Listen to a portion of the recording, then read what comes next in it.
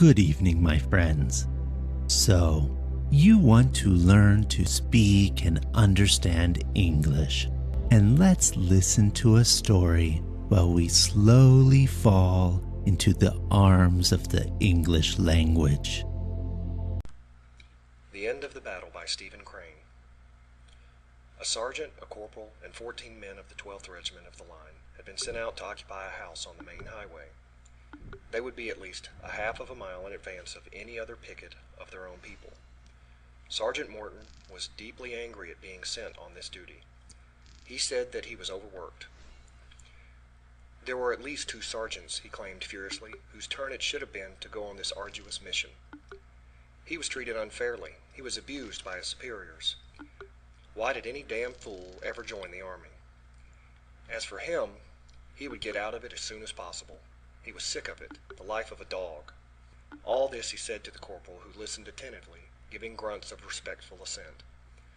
On the way to this post, 2 privates took occasion to drop to the rear and pilfer in the orchard of a deserted plantation. When the sergeant discovered this absence, he grew black with rage, which was an accumulation of all his irritations. "Run, you!" he howled. "Bring them here. I'll show them." A private ran swiftly to the rear. The remainder of the squad began to shout nervously at the 2 delinquents, whose figures they could see in the deep shade of the orchard, hurriedly picking fruits from the ground and cramming it within their shirts, next to their skins. The beseeching cries of their comrades stirred the criminals more than did the barking of the sergeant. They ran to join the squad while holding their loaded bosoms and with their mouths open with aggrieved explanations. Jones faced the sergeant with a horrible cancer marked in bumps on his left side. The disease of Patterson showed quite around the front of his waist in many protuberances. "A nice pair," said the sergeant, with sudden frigidity. "You're the kind of soldiers a man wants to choose for a dangerous outpost duty, ain't you?" The 2 privates stood at attention, still looking much aggrieved. "We only—" began Jones huskily. "Oh, you only," cried the sergeant. "Yes, you only. I know all about that, but if you think you're going to trifle with me—" A moment later, the squad moved on towards its station. Behind the sergeant's back, Jones and Patterson were shyly passing apples and pears to their friends, while the sergeant expounded eloquently to the corporal. "You see what kind of men are in the army now?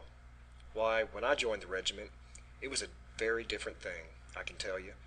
Then a sergeant had some authority, and if a man disobeyed orders, he had a very small chance of escaping something extremely serious. But now, good God! If I report these men, the captain will look over a lot of beastly orderly sheets and say, well, Sergeant Morton, these men seem to have very good records indeed. I can't be too hard on them. No, not too hard," continued the sergeant. "I tell you, Flagler, the army is no place for a decent man." Flagler, the corporal, answered with a sincerity of appreciation, which with him had become a science. "I think you are right, Sergeant," he answered. Behind them, the privates mumbled discreetly, "Damn this sergeant of ours. He thinks we are made of wood. I don't see any reason for all this strictness when we are on active service. It isn't like being at home in barracks. There's no great harm in a couple of men dropping out to raid an orchard of the enemy when all the world knows that we haven't had a decent meal in 20 days. The reddened face of Sergeant Morton suddenly showed to the rear. "A little more marching and a little less talking," he said. When he came to the house he had been ordered to occupy, the sergeant sniffed with his stain. "These people must have lived like cattle," he said angrily. To be sure, the place was not alluring. The ground floor had been used for the housing of cattle, and it was dark and terrible. A flight of steps led to the lofty first floor, which was denuded but respectable. The sergeant's visage lightened when he saw the strong walls of stone and cement. "Unless they turn their guns on us, they will never get us out of here," he said cheerfully to the squad. The men, anxious to keep him in an amiable mood, all hurriedly grinned and seemed very appreciative and pleased. "I'll make this into a fortress," he announced. He sent Jones and Patterson, the 2 orchard thieves, out on sentry duty. He worked the others then until he could think of no more things to tell them to do. Afterwards he went forth, with a major general's serious scowl, and examined the ground in front of his position. In returning he came upon a sentry, Jones, munching an apple. He sternly commanded him to throw it away. The men spread their blankets on the floors of the bare rooms, and putting their packs under their heads and lighting their pipes, they lived in easy peace. Bees hummed in the garden, and a scent of flowers came through the open window. A great fan-shaped bit of sunshine smote the face of one man, and he indolently cursed as he moved his primitive bed to a shadier place. Another private explained to a comrade, "This is all nonsense anyhow. No sense in occupying this post. But of course," said the corporal, "when she told me herself that she cared more for me than she did for him, I wasn't going to stand any of his talk." The corporal's listener was so sleepy that he could only grunt his sympathy. There was a sudden little spatter of shooting. A cry from Jones rang out. With no intermediate scrambling, the sergeant leapt straight to his feet.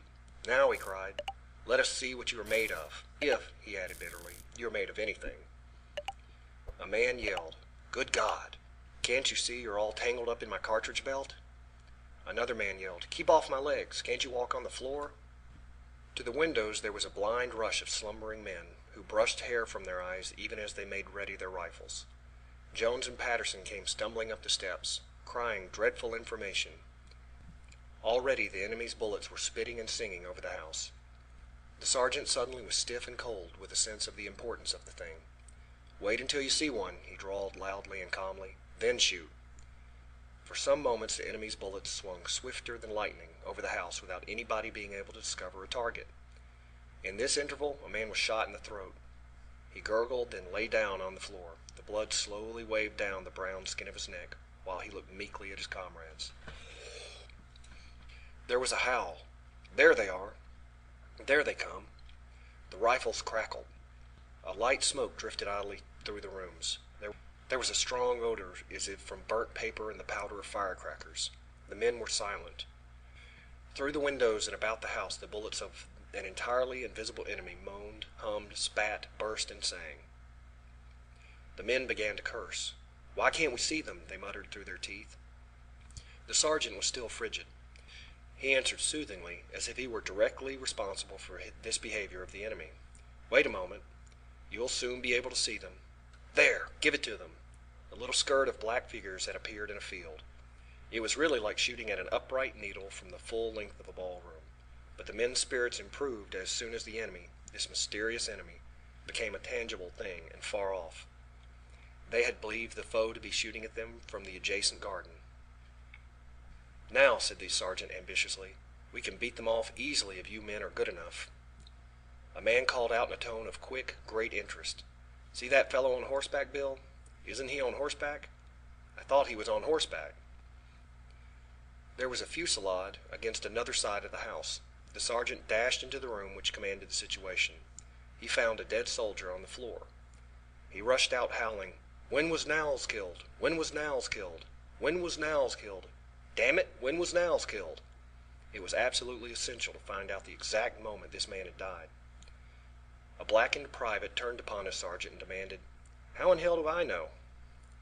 Sergeant Morton had a sense of anger so brief that in the next second he cried, "Patterson!" He had even forgotten his vital interest in the time of Knowles' death. "Yes," said Patterson, his face set with some deep-rooted quality of determination. Still, he was a mere farm boy. "Go into Knowles' window and shoot at those people," said the sergeant hoarsely. Afterwards he coughed. Some of the fumes of the fight had made way to his lungs. Patterson looked at the door into this other room. He looked at it as if he suspected it was to be his death chamber. Then he entered and stood across the body of Knowles and fired vigorously into a group of plum trees. "They can't take this house," declared the sergeant in a contemptuous and argumentative tone. He was apparently replying to somebody. The man who had been shot in the throat looked up at him. 8 men were firing from the windows. The sergeant detected in a corner 3 wounded men talking together feebly. "Don't you think there's anything to do?" he bawled. "Go and get Knowles' cartridge and give them to somebody who can use them. Take Simpson's, too." The man who had been shot in the throat looked at him. Of the 3 wounded men who had been talking, one said, "My leg is all doubled up under me, Sergeant." He spoke apologetically. Meantime the sergeant was reloading his rifle. His foot slipped in the blood of the man who had been shot in the throat, and the military boot made a greasy red streak on the floor. "Why, we can hold this place," shouted the sergeant jubilantly. "Who says we can't?" Corporal Flagler suddenly spun away from his window and fell in a heap. "Sergeant," murmured a man as he dropped to a seat on the floor, out of danger, "I can't stand this. I swear I can't. I think we should run away." Morton, with the kindly eyes of a good shepherd, looked at the man. "You're afraid, Johnston. You are afraid," he said softly. The man struggled to his feet, cast upon the sergeant a gaze full of admiration, reproach, and despair, and returned to his post. A moment later he pitched forward, and thereafter his body hung out of the window, his arms straight and his fists clenched. Incidentally, his corpse was pierced afterwards by chance 3 times by bullets of the enemy. The sergeant laid his rifle against the stonework of the window frame and shot with care until his magazine was empty. Behind him a man simply grazed on the elbow was wildly sobbing like a girl. "Damn it, shut up," said Morton, without turning his head. Before him was a vista of a garden, fields, clumps of trees, woods, populated at the time with little fleeting figures. He grew furious. "Why didn't he send me orders?" he cried aloud. The emphasis on the word "he" was impressive. A mile back on the road, a galloper of the hussars lay dead beside his dead horse. The man who had been grazed on the elbow still set up his bleat. Morton's fury veered to this soldier. "Can't you shut up? Can't you shut up? Can't you shut up? Fight! That's the thing to do. Fight!" A bullet struck Morton, and he fell upon the man who had been shot in the throat. There was a sickening moment. Then the sergeant rolled off to a position upon the bloody floor. He turned himself with a last effort until he could look at the wounded who were able to look at him. "Kim up, the kickers," he said thickly. His arms weakened and he dropped on his face. After an interval, a young subaltern of the enemy's infantry, followed by his eager men, burst into this reeking interior. But just over the threshold, he halted before the scene of blood and death. He turned with a shrug to his sergeant. "God, I should have estimated them at least 100 strong." End of recording.